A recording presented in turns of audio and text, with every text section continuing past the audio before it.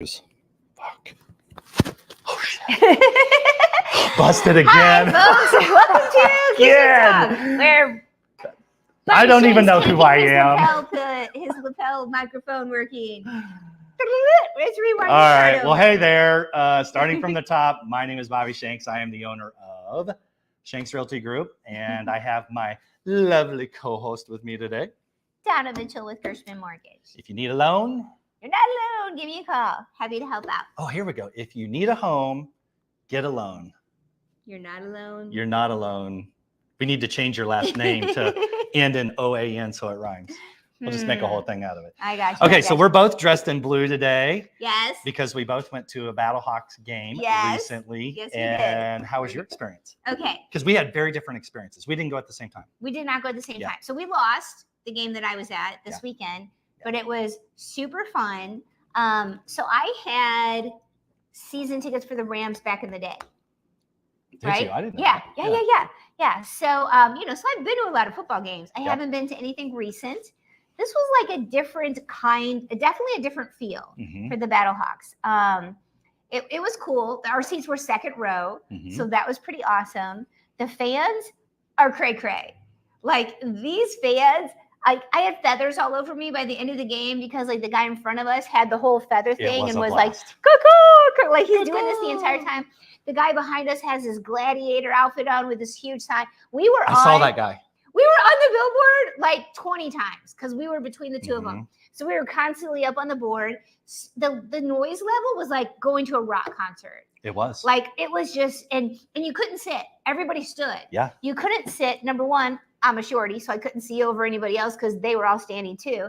But number two, the guys behind us are standing up and just pounding on the seats, on our seats. And so if you're sitting, you're doing this. It was crazy loud, crazy fans, super fun, just crazy high energy. It was a really neat experience. We had shirts made. So my friend that has the season tickets, right? She had 3 other friends go, so it was the 4 of us. We had our shirts made that say "Battle Babes."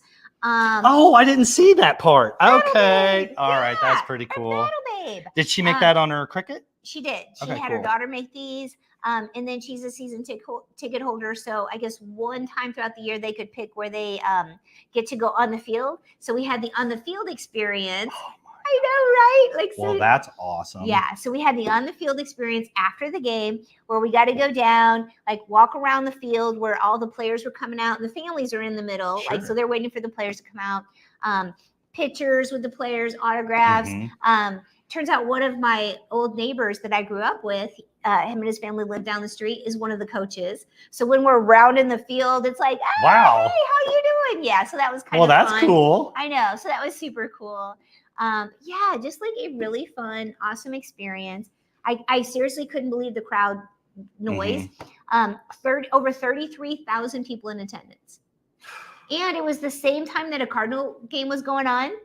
So I'm sure the stadium was packed there too. Right? So there were a lot I went to the Cardinals game last week downtown. And the Cardinals game was packed. Yeah. It was packed. But you know what I mean? It's like, even with the Cardinal game going on, still 33,000 fans. So it did not take away. Okay, tell us about yours. Okay, so I went with me and my daughter, another friend with her 3 kiddos. So what is that? 3, 4, 5, 6. 6 people. Yeah.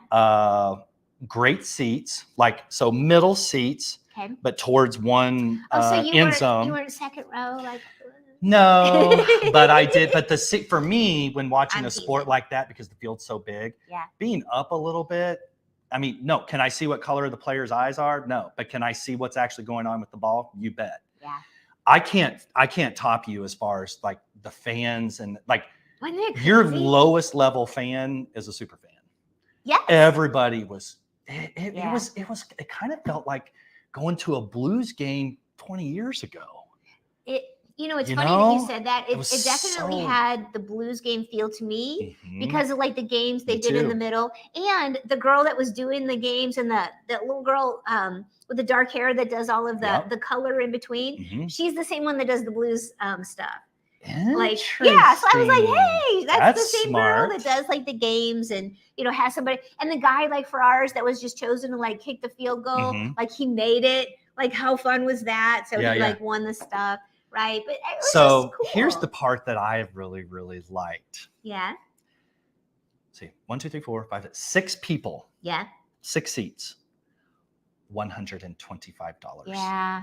So for good seats. Yeah. What would those seats be if that was a Cardinals game for 6? Yeah. Well, it'd be $125 piece. Yeah. Probably. That's just it. It's for the fans. It is super affordable. That would be a $725 game for me. Yeah. Yeah. I'll take $125. Pretty awesome. No problem. So they lost, so they don't go into the playoffs. So this weekend is their last game. But you know what? It was a cool experience. I'd go again. I will definitely looking forward to it next. And listen, I don't mean to sound like Mr. Cheapster, like Mr. Cheap Seats guy, but because I'll spend money on great seats, whether it's a concert or whatever. I'm just saying that $125 on a whole afternoon with your friend or clients or family or whatever, like super fun, no brainer. So good. Yeah. Cheap. So next cheap topic. Entertainment. This is for all of my brothers out there. Mother's Day, right around the corner. It is coming up in a couple Don't weeks. be the guy who's at Walmart 9 o'clock on Saturday trying to figure out what's left of the flowers or whatever it is you're trying to go after. Yes. You know what? I'm going to issue a challenge. Okay, what is it? I don't do this very often. But I'm really big on, man topics. Like if you're going to really be a man, you need to do this. Okay, like, what is it? Okay, so for example, and I'm not going to try to push it that far, but for example, if you haven't done something special for your mom or your wife or significant, right, the important woman in your life, maybe it's your daughter, maybe it's your grandmother, I don't know, whatever it is, but like you can feel it in your heart and in your soul, like it's time. Yeah. Like, and you're the guy.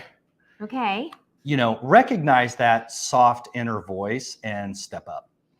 Mother's Day is a big deal. I think Father's Day is a big deal too, but I think everybody would agree Mother's Day is a bigger deal than Father's Day.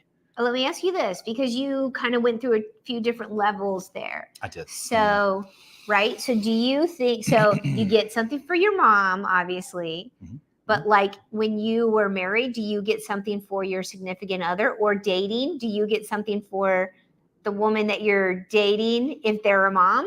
Or all is right, that so I'm going like to treat this like I'm in a stadium, 80,000 men, and I just got asked that question. Okay. If you need to know whether or not it's appropriate or ideal or whatever thing you're trying to reconcile in your brain about whether or not you should do something or get a gift for a special woman in your life on Mother's Day, the answer has always been, the answer is, and the answer always will be yes. Really? Okay. Absolutely. So if you feel it, do it. Yeah. If something in here is saying, I think I need to at least do a card, or maybe it's not a dozen, maybe it's this, or I'm not saying go out and spend a whole bunch of money, but I'm saying, lunch and some flowers or a winery day or whatever. It's nice. I'll get something from my mom. I should get something from my daughter, Courtney, if you're listening. No you're pressure. 26 years old almost. Like, you can get your mama a nice Mother's Day present. But I don't really expect anything from my boyfriend. If he did, it would be sweet. Well, that's even better. Yeah. If he did, it would be sweet, but it wouldn't be, I wouldn't be disappointed. I wouldn't expect it. I wouldn't think twice of it if I didn't get anything. Cause I'm not as well. mama. That says a lot about you. That actually says a lot about you, Donna. And I think that is a very good personification of who you are, as I've known you through the years. True. And, but I think, if you feel in your heart that you need to make a gesture, then let this be that year. Or if you have a woman that's maybe not so, like, I don't want to call it easygoing as me, but whatever. If you're questioning and she would be questioning it, err on the side of getting a gift. Every time. I've made those type of mistakes, and I'm not talking about Mother's Day per se, but I've made those type of judgment mistakes in my life a few times, whether it was a man, a woman, a birthday, a holiday, or whatever. And I hate how I feel afterwards. Okay, so I feel like I want to hide. I have always said, you know this about me. I use this phrase all the time. I want to set people up for success, right? Like I don't have hidden agendas. Like if I want a birthday present or I want to be taken out for my birthday, I will be reminding you, hey, my birthday is this. My birthday is coming up. I'd like to go out. What do you want to do? Like I'm going to put it out there. It won't be like, you forgot my birthday. Oh my God, you never mentioned it. That's not me. Okay, so the other side of that coin is, and again, I'm not making this a gender thing because we could be talking about Father's Day, probably will. But if your significant person in your life is busy or distracted, or maybe this just isn't their thing. It doesn't mean that they aren't passionately in love with you. Maybe it's this type of thing just isn't where their brain goes. Please say something. Yeah, bring it up. Yeah. Don't be upset later if you didn't say anything. Oh yeah. So yeah. All right, let's move on. I have a house topic. Okay, I have a house topic. This is a great topic. Yeah, I literally have this going on right now with one of my customers. So I'm going to ask you, hit me, Mr. Realtor. Okay, you're like you got your my battle hat on. You got your hat on today. So speaking of coverings, my lid, your lid. There house needs a new lid. Yes, that's exactly it. So I have a customer. We're under contract. Inspections came back, and it says roof has less than 1 year life on it. There's a little bit of hail damage, but not much. The insurance company came out and said, it's not mostly hail damage. There's a little bit of hail damage, but it's mostly age, so they don't cover that. So first, right. So now we're going back to the seller saying, the appraisal is saying we have to have a new roof. This roof is not acceptable. It's aging out. It's not gonna. We have to have a new roof. I know where you're going. Right. So two things. First of all, number one, I always want to remind people this time of year because we did just have hail, a pretty big storm last week. Oh my gosh. Mark the date. Right? Mark the date if it hailed in your area. Yeah. Because most people are not up on their roof, checking their roof. You don't know if you had hail damage or not. So if you're going to be listing your house or doing something, and sure enough, inspections come up and there's hail damage, you will know the date that it hailed in your area. So I always say kind of mark that down just for funsies, back yourself up with that. But so we're like, okay, Mr. Seller, we want you to replace your roof. My brain is going crazy right now. We know it's not covered. You've already said it's not covered under your insurance because they're saying it's aged out. It's not hail. What is, I don't know where this one's going to land, right? But if you're representing the buyer or if you're representing the seller, how does this usually go? Well,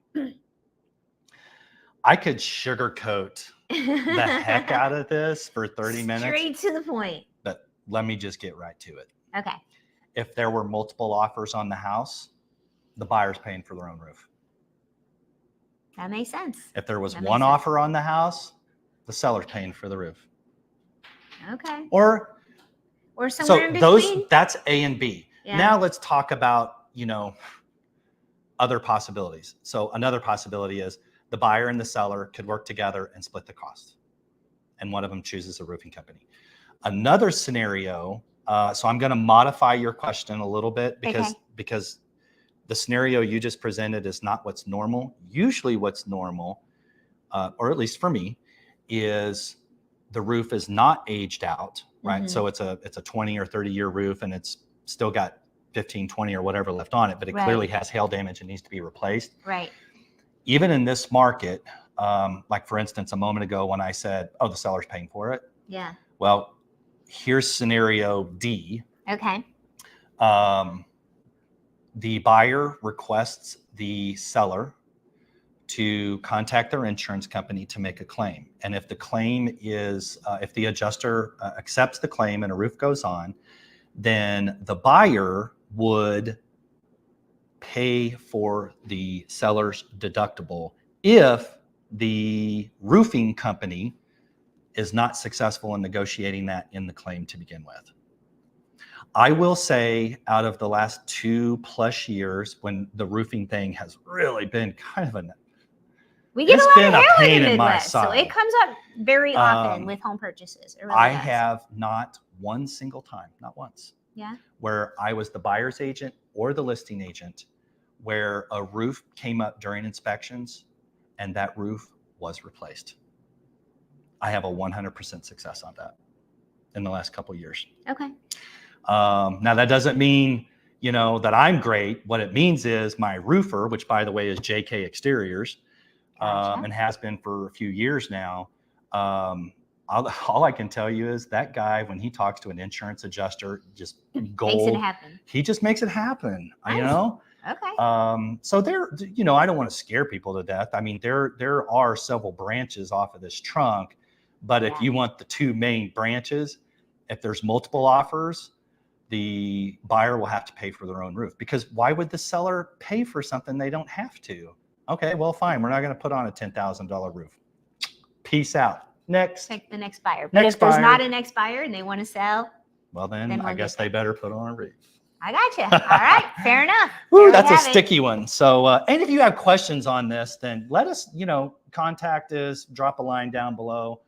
My roofer is JK Exteriors. I've used him for years. He's quick, he's fast, he's friendly, he's the most affordable. He's got the Midas touch when dealing with insurance adjusters and such. So there you go. Cool. That's a good topic and so relevant, especially this time of year. So. Yep, we just had help. All right, let's do this. Let's wrap this up and go sell another house. Enjoy the nice weather.